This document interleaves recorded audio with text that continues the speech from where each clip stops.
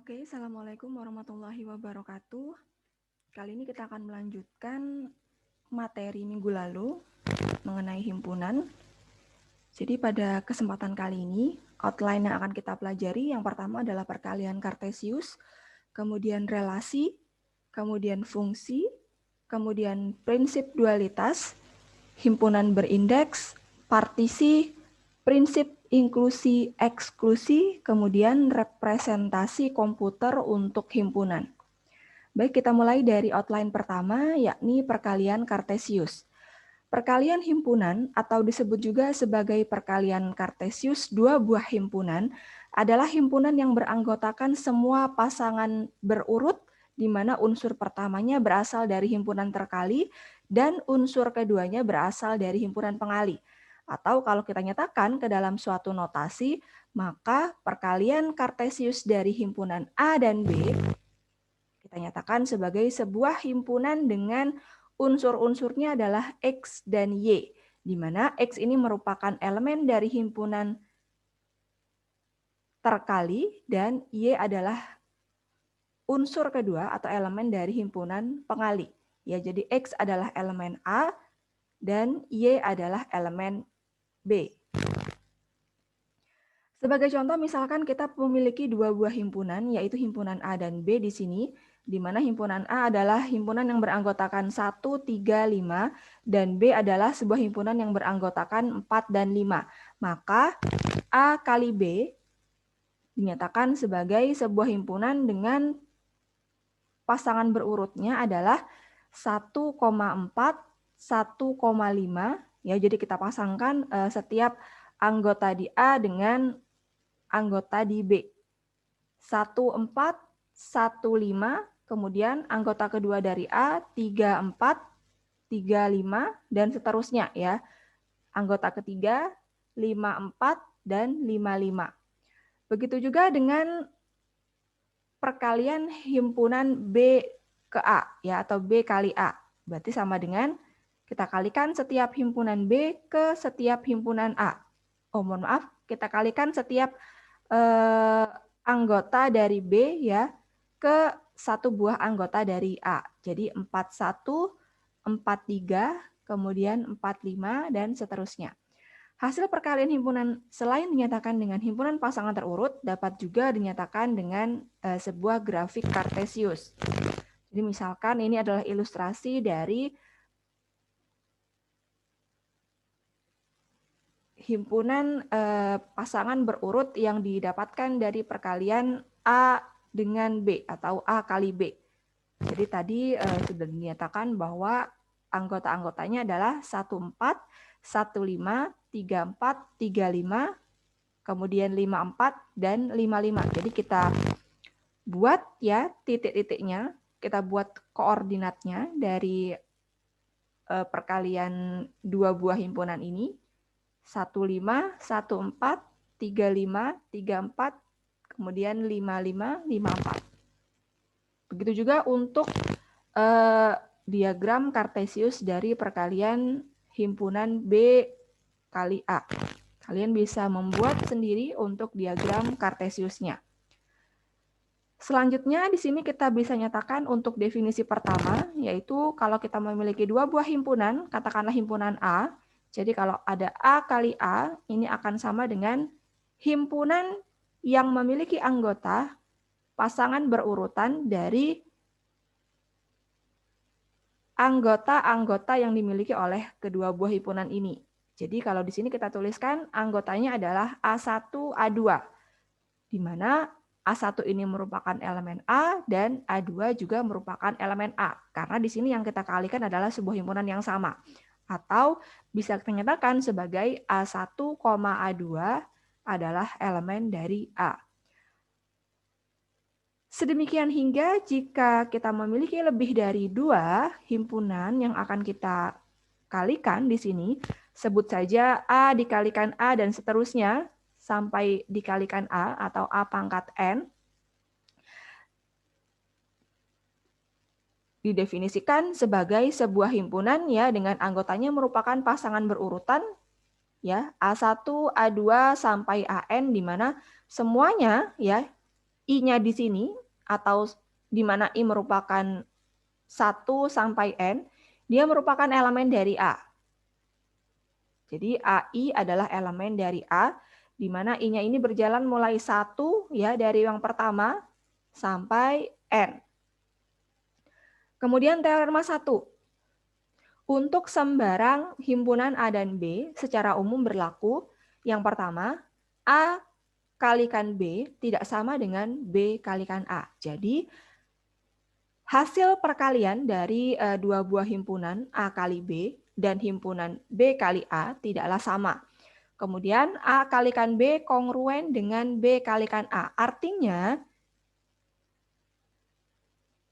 hasil perkalian dari A kalikan B itu akan kongruen dengan B kalikan A.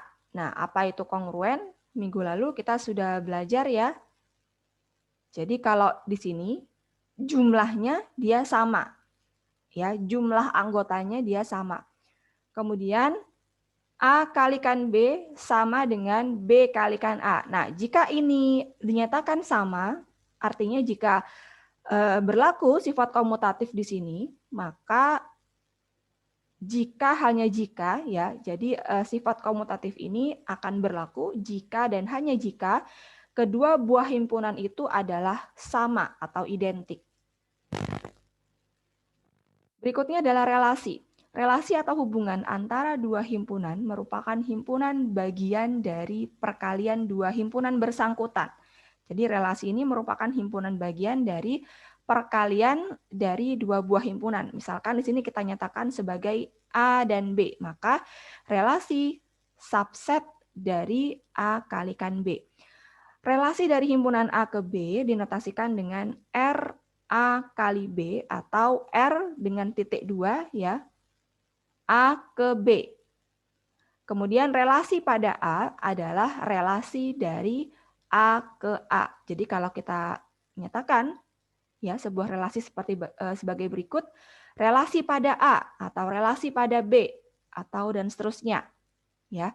Maka relasi pada A ini ya dinyatakan sebagai relasi dari himpunan itu ya ke himpunan itu sendiri. Ada 3 komponen yang harus dipenuhi oleh suatu relasi R dari A ke B, yakni yang pertama adanya daerah domain, yaitu himpunan A yang akan dihubungkan dengan sebuah himpunan lain ya. Misal atau himpunan asal ya, kita sebut sebagai himpunan asal. Jadi misalkan di sini kita nyatakan himpunan asalnya sebagai himpunan A.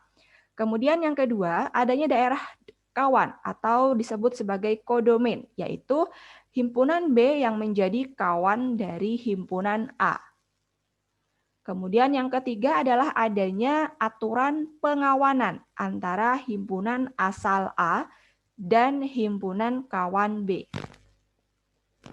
Bentuk aturan pengawanan dapat dilakukan dengan berbagai cara, di antaranya adalah dengan menggunakan diagram panah dan himpunan pasangan berurut. Jika pasangan berurut X, Y merupakan anggota dari R ya atau sebuah relasi, dinotasikan dengan X, Y elemen R. Jika bukan, maka dinotasikan dengan X, Y bukan merupakan elemen dari R. Sebagai contoh, misalkan yang pertama, ya kita memiliki dua buah himpunan, yaitu himpunan A dan B. Misalkan himpunan A memiliki anggota 1, 2, 3. Kemudian himpunan B memiliki anggota A, B. Maka yang pertama di sini ya untuk A kalikan B ya seperti tadi ya kita memiliki hasilnya adalah atau anggota-anggotanya adalah kita pasangkan setiap anggota di A dengan setiap anggota di B. Sehingga yang pertama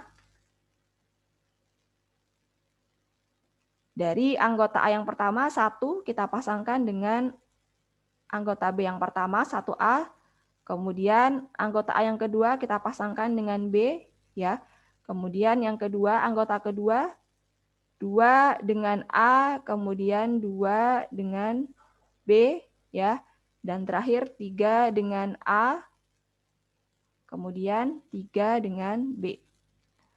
Berikutnya misal P adalah sebuah himpunan yang berisi anggotanya adalah 2, 4, 8, 9, 15. Dan B adalah sebuah himpunan dengan anggotanya adalah 2, 3, 4. Relasi R dari P ke Q, mohon maaf ini Q ya, didefinisikan sebagai PQ elemen R, di mana R-nya itu kita nyatakan sebagai jika P habis dibagi Q. Maka R di sini dia anggotanya adalah yang pertama 2,2, ya, 4,2, 8,2, 9,3 dan seterusnya. Jadi kita pasangkan setiap anggota P dengan setiap anggota B yang mewakili atau yang memenuhi kriteria berikut. Ya, 2,2.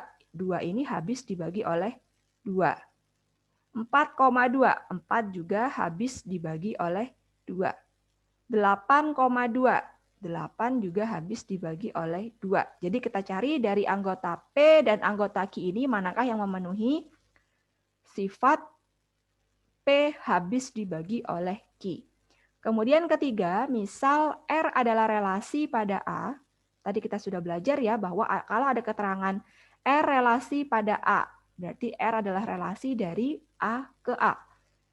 Dengan A-nya merupakan sebuah himpunan yang beranggotakan 2, 3, 4, 8, 9.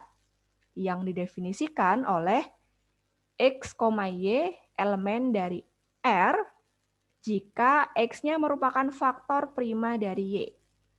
Ya, jadi dari sini kita bisa nyatakan R itu adalah sebuah relasi dari A ke A.